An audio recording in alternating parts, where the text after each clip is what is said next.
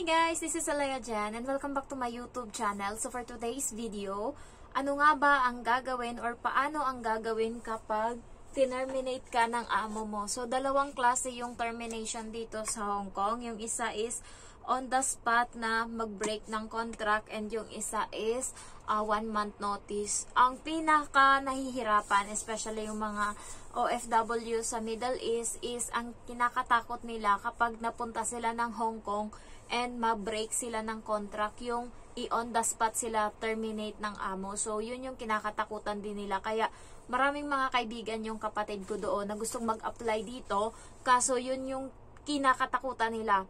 Parati nilang sinasabi yan, may terminate naman dyan. Kasi nga, parati kong sinasabi din, maganda sa Hong Kong magtrabaho, ganto-ganto.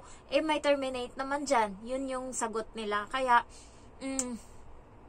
dapat prepare kayo always kapag dito sa Hong Kong ka magtrabaho, hindi mo hawak yung kapalaran mo dito. Kaya, pagbutihan mo talaga yung trabaho mo. Alam mo yung hindi ka pwedeng makampante dito sa Hong Kong kasi anytime pwede ka nilang tanggalin. Magkamali ka lang ng isang beses.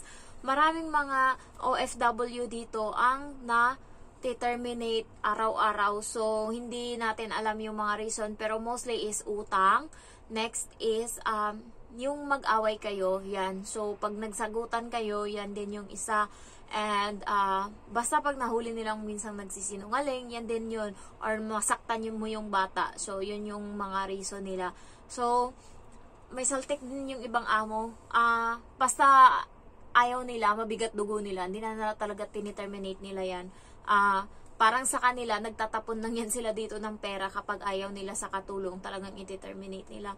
So, ano yung gagawin mo para maging handa ka? First is, kapag unang buwan, syempre magbabayad ka pa niya ng utang. Ganito yung ginawa ko. So, unang buwan, ginalingan ko, pangalawa, pangatlo, hanggang sa nabayaran ko lahat ng utang ko. And doon, parang nakahinga na ako ng maluwag.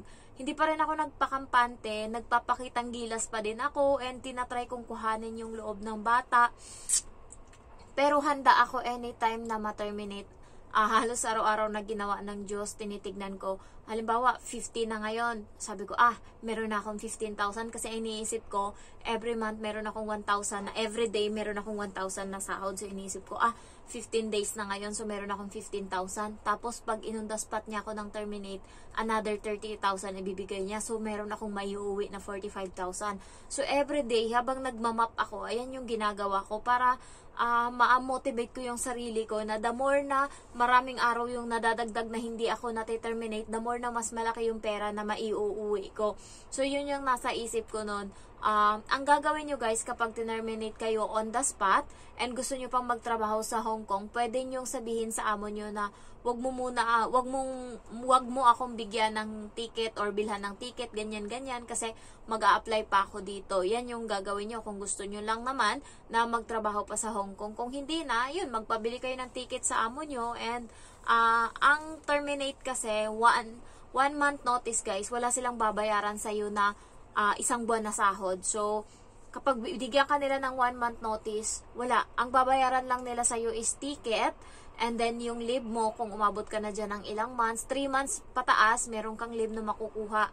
Parang ang 3 months is 1 day yung makukuha mo nun. So, ang mababayaran nila sa'yo is yung ticket, papunta ng Pilipinas, and then yung leave, kung ilang buwan ka dyan, bilang yan. Kung halimbawa, 1 year ka dyan, 7 days yung leave na babayaran nila sa'yo.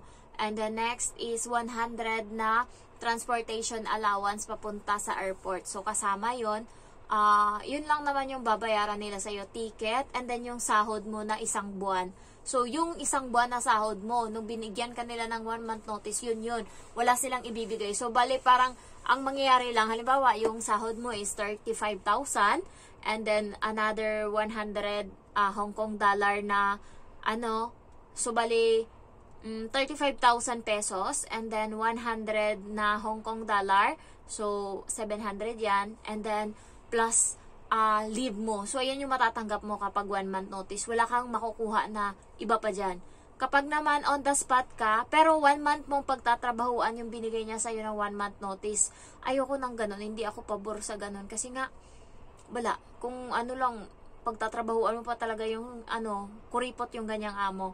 Next is pag in on the spot ka ng terminate. Ayan yung meron kang karapatan na makakuha ng 1 month na sahod aside sa sahod mo na tinabahuan mo bago kanya i-terminate.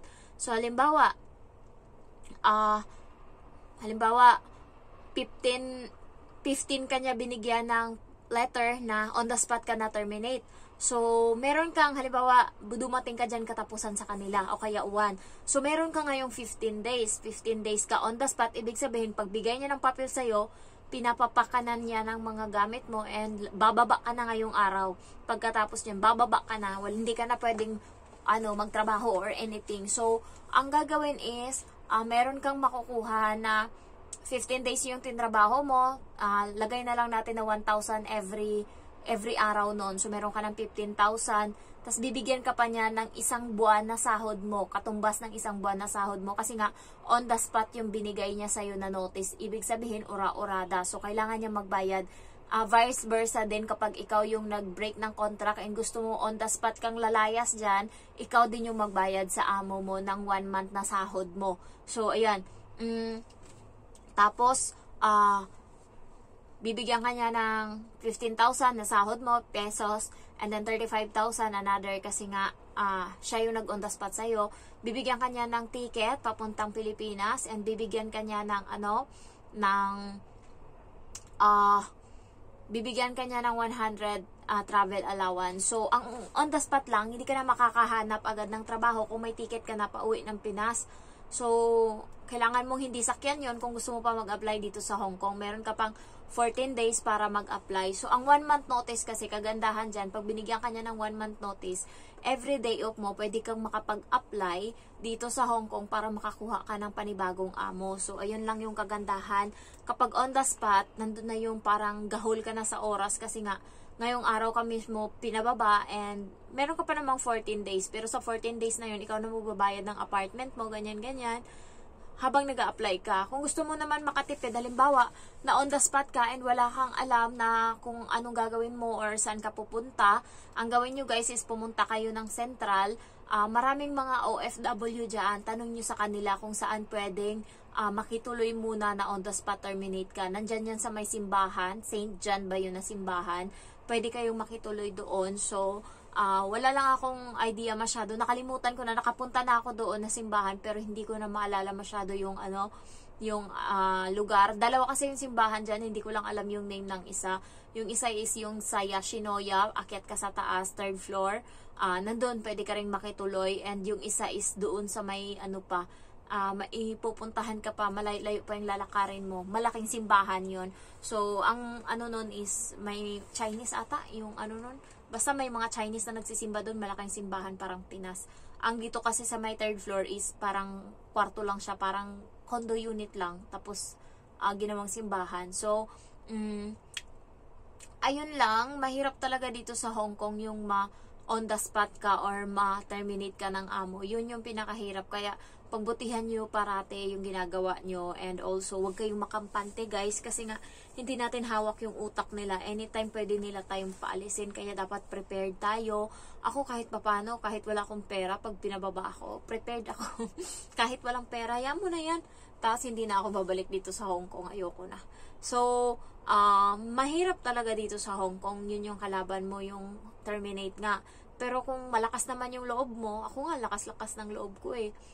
Hindi ako natakot dyan. Kasi iniisip ko din, babalik na lang ako sa Pinas, magtrabaho na lang ako pag ano mangyari. Pero awa ng Diyos, naka 1 year and 7 months na ako. So, malaking bagay na yun, malaking achievement na. Malayo pa ako, pero malayo-layo na din yung nalakad ko na. So, mahirap siya guys, yung trabaho dito. Andun yung antok, yung pagod. Iniisip ko nga parati kailan kaya darating yung araw na hindi ko na kailangan mag-alarm sa cellphone ko kasi matutulog ako kung kailan ko gusto. Kasi dito, yun parate yung gumigising sa akin yung alarm. Nakakapagod ang buhay. Ano na ngayon, 4:00, grabe na yung antok ko. Gusto ko matulog. Wala kasi akong nap time ngayon kasi nga yung bata is walang pasok sa school. So, hindi ako pwedeng matulog. Baka anytime dumating yung amo ko. Umalis sila kaninang 10:00 and hanggang ngayon di pa bumabalik. So, antok na